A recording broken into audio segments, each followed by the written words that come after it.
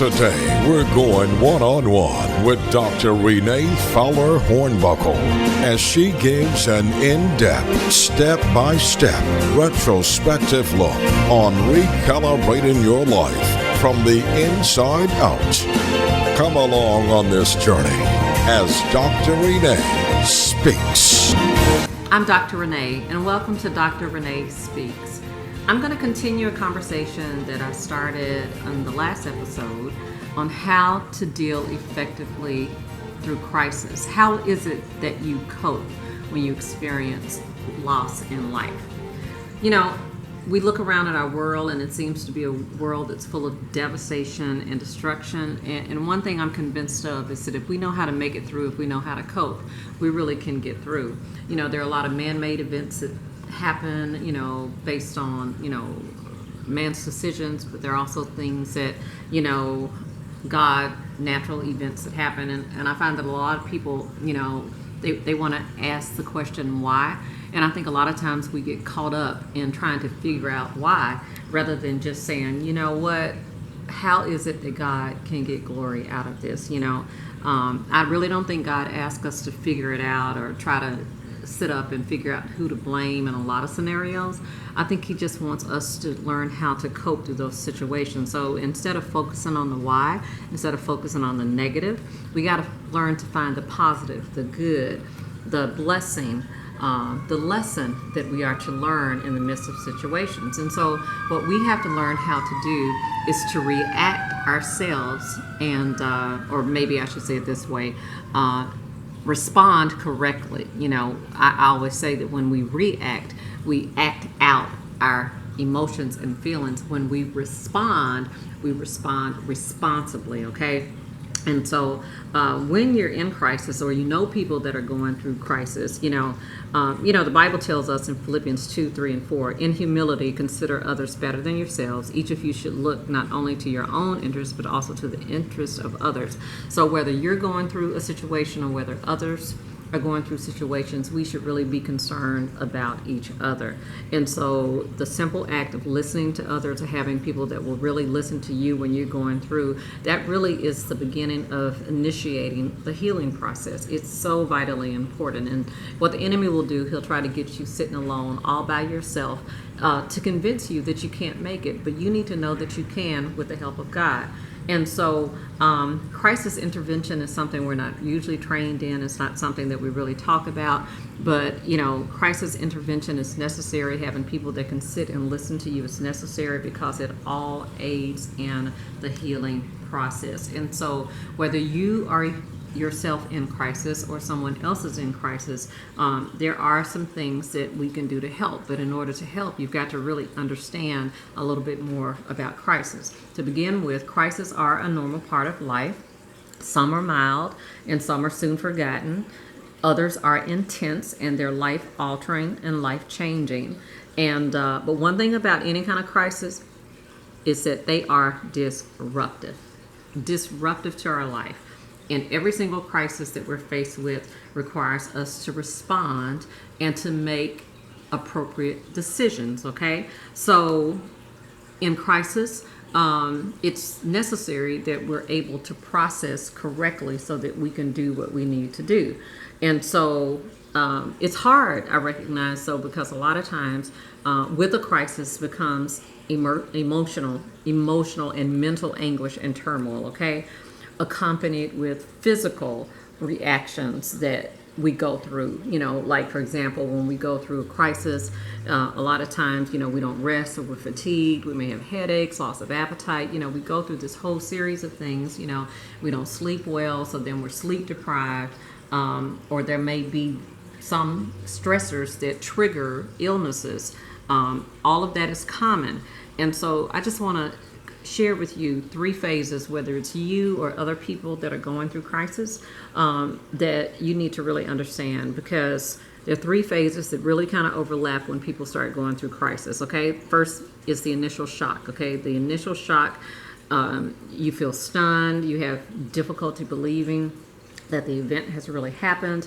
You may be confused even about what to do next and sometimes overwhelmed with emotion. So shock is very real. I can recall when my life shifted in a way that was devastating. I was just so shocked. I felt paralyzed. I felt like I couldn't even move. I felt like, oh my God, this can't be happening. And my emotions were raging, and I was overwhelmed, and so I was in a state of shock. And so that's very common. But after you come out of that state of shock, and you most likely will have to have the proper support around you, people that can really aid you and assist you. You'll cry. I cried, but I realized that I have to get up and I have to manage this situation the best that I can. And so you move from shock into initial coping, and it really depends on the severity of the crisis. This phase could last for a few weeks, for several months, or for years. But the person in crisis is going to struggle to accept and cope with the reality of what has happened. And then there are going to be those emotions I talked about that come around. There's going to be that anxiety, that insecurity, that shame, that embarrassment. Some people going through crisis, they may seem like they're being insensitive to other people. But the thing of it is, they're just trying to figure out how to cope. And so they've got to, again, create a way to cope in what they're going through.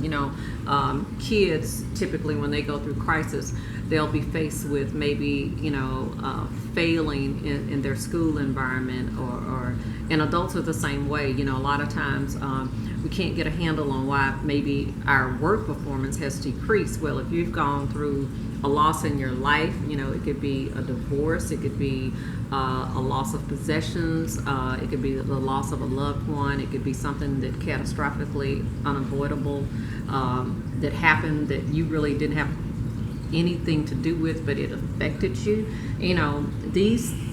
All these emotions are going to affect a person who's dealing with crisis. And so the initial coping aspect, which is that second phase after shock, it is something you're going to go through, but you've got to push yourself through to a place to where you can begin to make important decisions. Now, I know it can be difficult, and I was faced with that too. I found myself in a place where, oh my God, I got to make decisions, and it's like, okay, let me get centered within myself. Let me really process this, weigh the pros and cons. And even though my emotions were out of control and things were falling apart all around me, I still had to learn how to initially cope with the changes that were being made in my life, in the life of my children, and the life of others that were affected. I had to make that decision that I was going to cope with it and deal with it, and try to get control the best that I could with the help of God, with the help of the right people around me that could help me to make the right decisions, knowing that at some point and some time and some day that we would get through this and we'd get back to living a fulfilled life. Okay, that can be a bit of a challenge to do, but it is possible. And so that initial coping, you're going to have to develop some new skills, some new processes in your life, but you can do it. And then the third phase that most people go through is having to make the adjustments. When the reality of the crisis hits your life, you're going to have to make some adjustments, and those adjustments will be made emotionally, intellectually. You just have to adjust in life. I found myself faced, literally, it seemed like overnight, with being a married woman with 3 children to being a single mom with 3 children. And so I had to make the adjustments to being a single mom, and it's something that I didn't sign up for, but at that moment, because of the crisis that we were faced with, the adjustments had to be made. Did I want to lay down and not get up again? Absolutely. But when I looked at my 3 reasons for living, my 3 children, that why motivated me to get up and make the adjustments and get over feeling sorry for myself, because the truth of the matter is that what we experienced not only affected me, it affected them. And when you check out on life and when you disconnect from life and you have kids or others that are dependent on you, then they'll be in a deeper crisis, and we don't want that to happen. And so you got to make the adjustments. when you make the adjustments, again, I know it's not easy, but we begin with the understanding of the scripture. God's grace is sufficient for us. That's 2 Corinthians 12 and 9. And let me just read it from the Amplified Bible, because that is such a beautiful reference as to how we can make it. It says, "My grace, my favor, and loving kindness and mercy is enough for you, sufficient against any danger, and enables you to bear the trouble manfully." Is that not powerful? God's grace is sufficient for all that we need. "For my strength and power are made perfect and show themselves most effective in your weakness." So when you're going through these crises in life, you got to stop trying to do it in your own power. His grace is sufficient, and we benefit from the peace that comes from Christ and from the strength that he gives us when we're going through. So we rest in him. He tells us in his word, when we pass through the waters and the fire, no matter what we go through, that he'll be with us. We take comfort in knowing that God is with us, and knowing that Jesus will never leave us or forsake us. And in the midst of your crisis, you've got to be able to turn to the one that gives comfort. Trust me, you don't want to turn to the things of the world, because that doesn't make the situation any better. You've got to learn how to turn to him.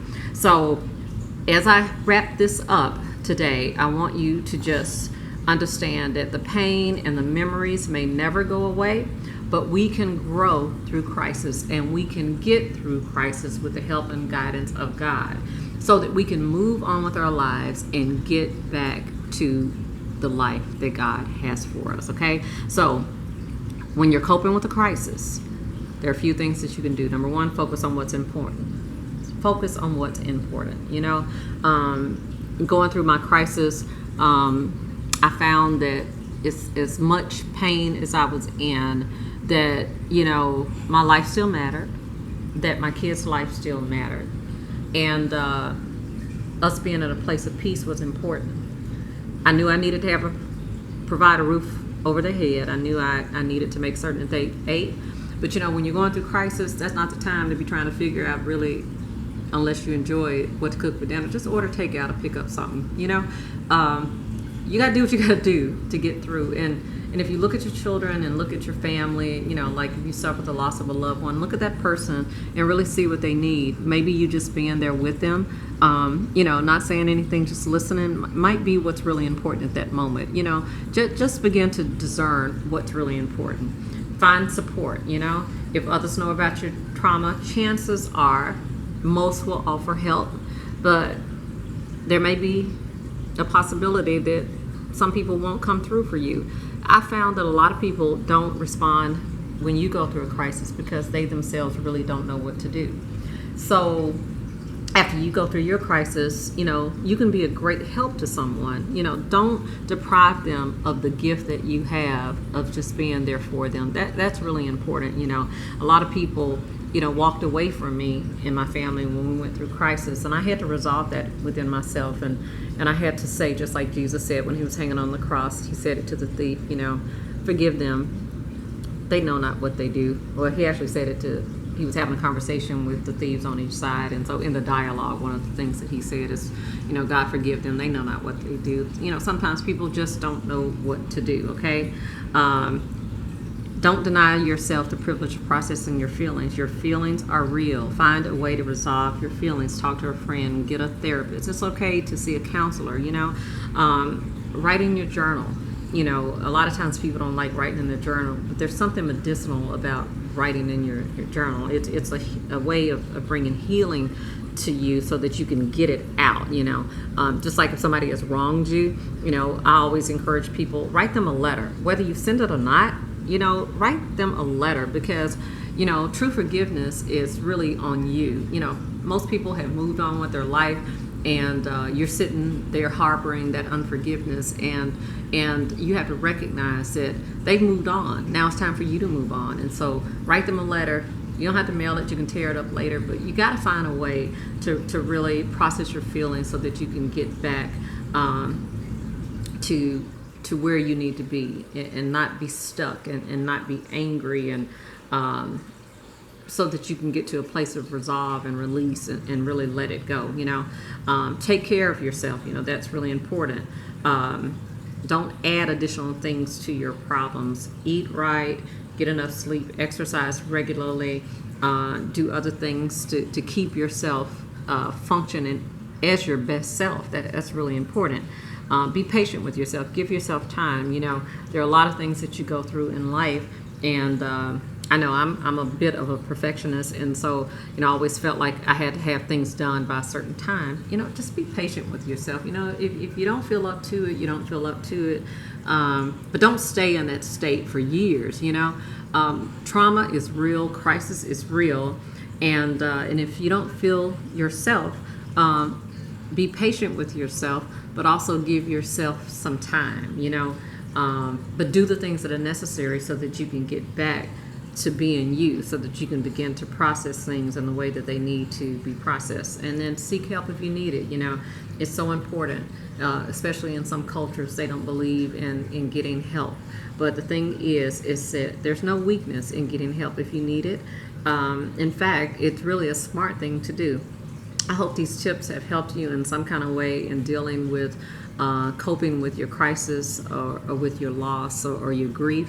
Know that you're not by yourself. There are others that are fully acquainted with everything that you've experienced and that you've encountered, and just like them, if you'll apply these principles, you'll get through too. I'm Dr. Renee. I've spoken to you today, and I hope that I've helped you in some kind of way. God bless you. To partner and or support Dr. Renee, visit ReneeHornbuckle.com.